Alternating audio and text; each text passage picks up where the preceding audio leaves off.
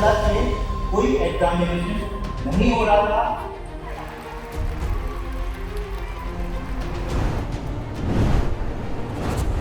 Sir आज का जो सेशन था, इस सेशन का क्या मोटिव था सर?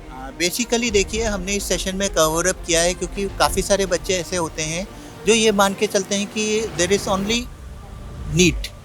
नीट के बियॉन्ड भी क्या चीज़ें हैं, उस चीज़ को भी हमने समराइज़ किया है इसमें।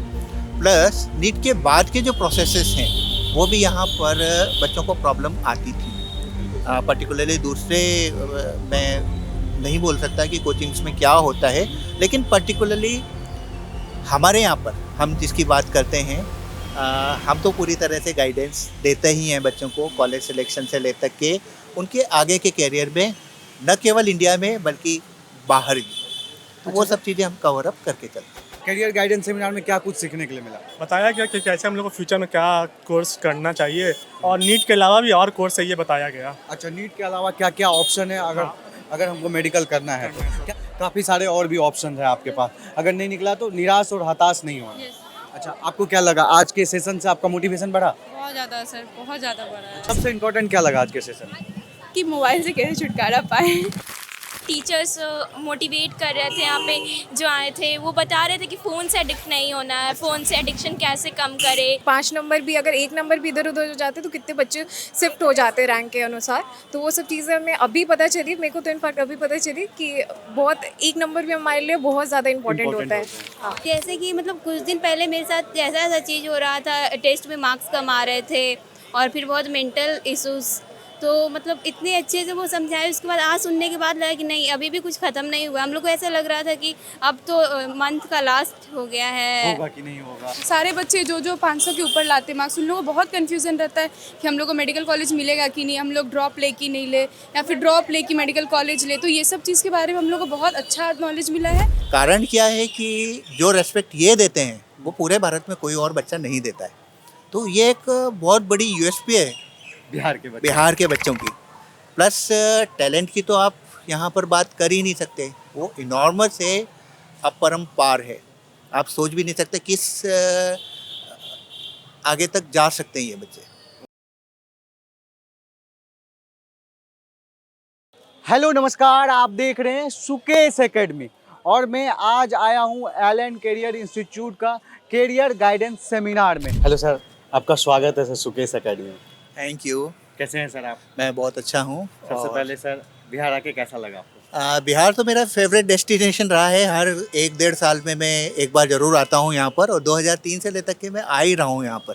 अच्छा, जैसे आज बच्चे यहाँ के बच्चे से मिले थे सर, क्या आपको फील हुआ सर? देखिए, बिहार का बच्चा वैसे भी मेरा हमेशा से बहुत ही प्रिय रहा है। कोटा में भी जब ये बच्चे आते हैं, और यहाँ तो खैर हैं ही सही, कोटा में भी ये बच्चे मेरे लिए सबसे पहले चहेते बच्चे होते हैं। कारण क्या है कि जो रेस्पेक्ट ये देते हैं वो पूरे भारत में कोई और बच्चा नहीं देता है। तो ये एक बहुत बड़ी यूएसपी है बिहार के बच्चों की। प्लस टैलेंट की तो आप यहाँ पर बात कर ही नहीं सकते, वो इनॉर्मस है, अपरंपार है। आप सोच भी नहीं सकते किस आगे तक जा सकते हैं ये बच्चे, है ना। टैलेंट इनके अंदर कूट कूट के भरा है। कूट के बड़ा है। हाँ। बस इसको सही गाइडेंस, मार्गदर्शन मिलना चाहिए और ये कमाल कर जाते हैं। डेफिनेटली यहाँ पर बिहार में ऐसे ऐसे बच्चे हैं जो रैंक 1 भी लेकर आए हैं, है ना। और speciality, super speciality, multi speciality के अंदर, एम्स के अंदर भी अपने काफ़ी सारे बच्चे प्रोफेसर रैंक तक पे प्रमोटेड हैं, पीएमसीएच में हैं। तो है, बच्चों में है कुछ, यहाँ के बच्चों में कुछ अलग ही जान है, अलग ही जो जज्बा है, जुनून है कुछ करने का। एलन पटना का आज संवाद था, मतलब कैरियर गाइडेंस सेमिनार था, और सारे बच्चे को आप देख रहे होंगे ये कैरियर गाइडेंस सेमिनार अटेंड करके आ रहे हैं। और हमारे साथ एक बच्चे भी, क्या नाम हुआ आपका? मेरा नाम दुर्गेश नंदन हुआ। कितना कुछ सीखने के लिए मिला? बहुत कुछ सीखने को मिला। ये होना चाहिए अपने से। पटना में भी इतना बड़ा इंस्टीट्यूट खुल गया है, एलन कैरियर इंस्टीट्यूट। अच्छा। हम लोग को और ये फ्यूचर ब्राइट कर रहा है। अच्छा, कैरियर गाइडेंस सेमिनार में क्या कुछ सीखने के लिए मिला? बताया गया कि कैसे हम लोग को फ्यूचर में क्या कोर्स करना चाहिए और नीट के अलावा भी और कोर्स है, ये बताया गया। अच्छा, नीट के अलावा क्या क्या ऑप्शन है अगर हमको मेडिकल करना है तो? क्या क्या ऑप्शन बताया गया? BDS बताया गया है और फिर आयुष बताया गया। आयुष तो आयुर्वेदिक में हो गया ना, जैसे कि उसमें भी बहुत सारा ऑप्शन है, बस नीट ही नहीं है, ये आज हम लोग को बताया गया। सबसे इम्पोर्टेंट क्या लगा आज के सेमिनार का? सबसे इम्पोर्टेंट ये लगा कि हम लोग गाइडेंस अच्छा मिला है और बताया कि कैसे फ्यूचर में हम लोग को और कुछ अच्छा करना चाहिए। और कुछ अच्छा करना चाहिए। और आज जो साइकोलॉजी पे बताया गया उस सेशन जो हुआ वो कितना इंपॉर्टेंट हाँ, उसमें साइकोलॉजी में बताया गया कि मोबाइल से कैसे दूर रहना है, क्योंकि मोबाइल की वजह से हम लोग का स्टडी टाइम भी कम हो रहा है। तो कैसे मोबाइल से दूर रहना चाहिए आप बताइए। हाँ, उसके लिए मोबाइल से दूर रहने के लिए हम लोग को 15 मिनट का अलार्म लगाना पड़ेगा।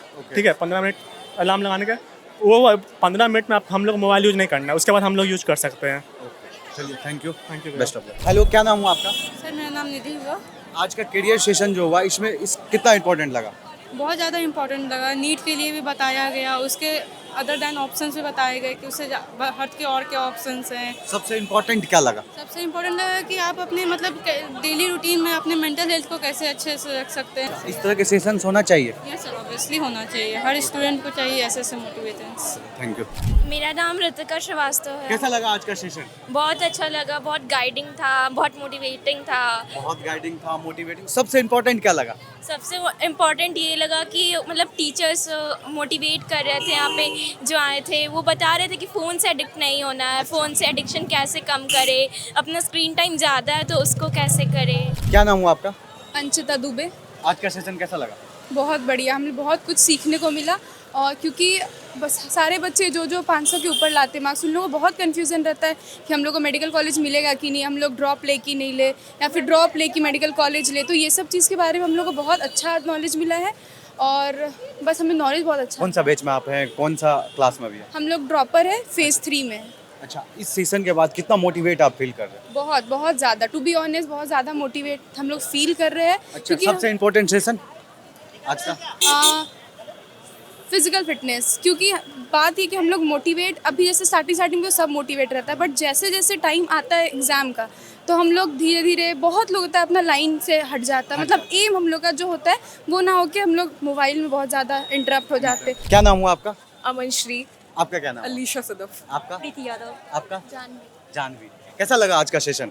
बहुत अच्छा। बहुत अच्छा लगा। बहुत अच्छा। क्या इंपॉर्टेंट लगा आज के सेशन का? स्पेशली जो फ़ोन का एडिक्शन को लेके जो बोला गया और आपके थॉट्स इमेजिनेशंस को लेके बोला गया, वो मेरे को ज़्यादा सही लगा क्योंकि वो बहुत हेल्प करता है स्टूडेंट्स के लिए। आपको? सिमिलर वही था ज़्यादा, मतलब फ़ोन एडिक्शन को लेके और भी चीज़ें, जैसे पेरेंट्स से जैसे हम बहुत सारी चीज़ों पे लड़ाई झगड़ा करने लग जाते हैं, मतलब कि हम बहुत ज़्यादा कोचिंग से पढ़ के आ रहे हैं तो मेरे को अभी 5 मिनट रिफ्रेश करना है दिमाग फ़ोन देखने के लिए। सब ठीक ही बोला गया, ये भी बता दिया गया कि कट ऑफ कहाँ कैसे जाता है, कौन सा कॉलेज लेना है, सब बता दिया गया। ऐसे बच्चा लोग को पता नहीं चलता है कि कब कौन सा कॉलेज लेना है। अच्छा, कन्फ्यूजन रहती है कि इतने मार्क्स आ रहे हैं, कौन सा कॉलेज मिलेगा, तो कितना आइडिया मिला आज? हाँ, मतलब हमें मुझे नहीं पता था पहले का कट ऑफ और डेटा वगैरह, तो हमें वो पूरा चार्ट के थ्रू समझाया गया कि किस ईयर में कितने नंबर पे कितने बच्चे थे और कितना 5 नंबर भी, अगर 1 नंबर भी इधर उधर हो जाते तो कितने बच्चे शिफ्ट हो जाते रैंक के अनुसार। तो वो सब चीज़ें हमें अभी पता चली, मेरे को तो इनफैक्ट अभी पता चली कि बहुत 1 नंबर भी हमारे लिए बहुत ज़्यादा इंपॉर्टेंट होता है। हाँ।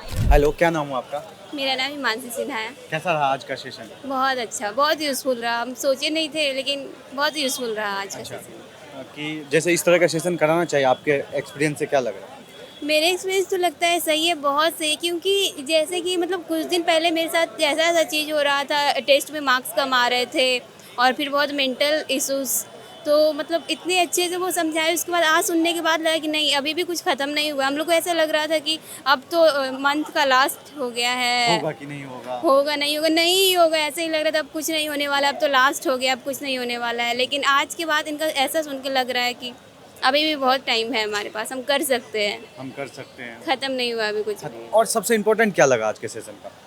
आज के सेशन में इम्पॉर्टेंट यही लगा कि मतलब बहुत ज़्यादा जो हम लोग छोटी छोटी बात को इतना स्ट्रेस में ले लेते हैं कि नहीं यार, मतलब बहुत कुछ ऐसा होता है कि हम लोग स्ट्रेस ले लेते हैं, वो ऐसा कुछ बात होता नहीं है, हम इजीली भी उसको कर सकते हैं हैंडल।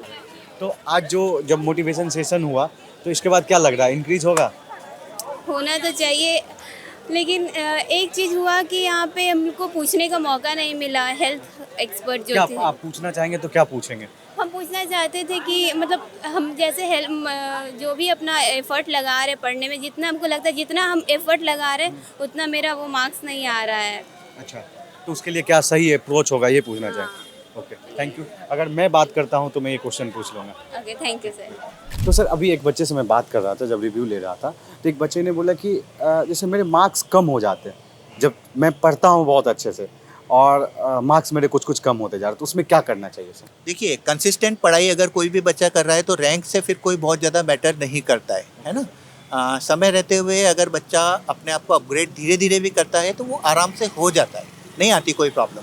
तो कंसिस्टेंसी अपनी मेंटेन करे, प्रॉपर रिवीजन करे, मार्क्स 100% बढ़ेंगे। सर पैनिक हो जाते हैं बच्चे, इस पे आप क्या बोलेंगे? पैनिक होने की ज़रूरत नहीं है। देखिए, जब नंबर ऑफ़ सीट्स लिमिटेड हैं और हमको पता है कि मिलना एक सर्टेन लिमिट के दायरे तक के ही बच्चों को है, तो पैनिक होने से नहीं रहेगा।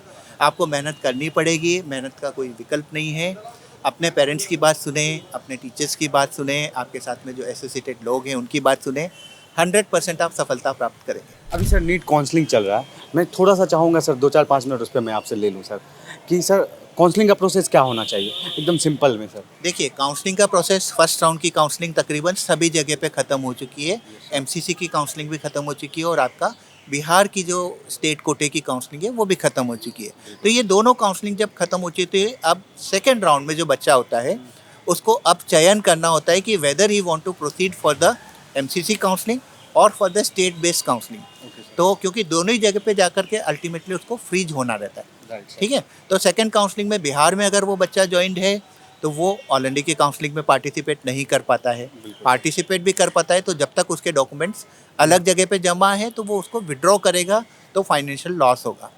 और सिमिलर वे में ऑल इंडिया काउंसलिंग में भी अगर वो बच्चा ज्वाइंड है तो वहाँ से भी जब वो डॉक्यूमेंट्स वापस निकालेगा तो उसकी सिक्योरिटी डिपॉजिट है, जो डिपॉजिट फीस किया हुआ है, वो चला जाता है। तो यहाँ पर एक क्रूशियल टाइमिंग आ जाती है कि उसको डिसाइड करना होता है कि whether he want to proceed for the all India counselling और for the state based counselling. यहाँ पर मैं बच्चों को बता दूं कि अगर आप स्टेट पर्टिकुलर में कन्फाइंड हैं कि नहीं मुझे स्टेट में ही रहना है, तो आप स्टेट काउंसलिंग की तरफ प्रोसीड करें। और आपको अगर लगता है नहीं मैं बाहर भी जा सकता हूँ तो ऑल इंडिया काउंसलिंग के लिए प्रोसीड करें। आपका रैंक अच्छा है तो आपको ऑल इंडिया काउंसलिंग में ज़रूर जाना चाहिए और एक सेंट्रल लेवल के कॉलेजेस के अंदर पार्टिसिपेट करके वहाँ की सीट को गैदर करना चाहिए। अच्छा सर, जिसका फाइनेंशियल कंडीशन बहुत अच्छा है उसको ड्रॉप लेना चाहिए या प्राइवेट कॉलेज मिल रहा है तो ले लेना चाहिए? अगर पहली बार किसी बच्चे ने एग्ज़ाम दिया है और वो बॉर्डर लाइन केस पर है तो मैं तो बोलूँगा उसको ड्रॉप लेकर के करना चाहिए, भले ही वो फाइनेंशियली बहुत ज़्यादा स्टेबल भी हो।